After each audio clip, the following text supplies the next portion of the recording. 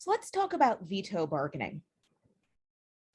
The president can use the threat of a veto to get Congress on board with his agenda. Now, this is especially powerful when Congress and the president have certain policy preferences with respect to the status quo. That's right. The status quo is what is. So if the president and Congress have very different policy preferences, so the president is on one side of the status quo and Congress is on the other, it's likely that Congress won't even make the law at all, right? We've talked about how lawmaking is a long, tedious process, and it's a lot of work for Congress. So if Congress knows the president is never in a million years going to sign the bill, are they going to bother making it? Now, if Congress does start making the bill, the president can always use this threat and say, if you send this to me, I will veto it. And that might stop Congress in their tracks.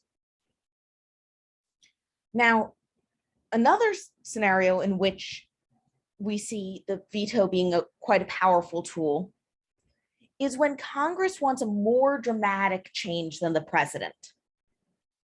So the status quo is one way. The president wants a small change, and Congress wants a change in the same direction, but a much bigger change. Now, in this case, Congress might realize that whatever they do, the president isn't going to go along with. They just want something too dramatic. He's never going to sign it. But they can also get something out of the president, right? The president wants some of what they want. So if they just moderate their legislation, just make it more in line with what the president wants, the president's probably going to sign it. So in this case, the veto doesn't stop the legislation, but it moderates it.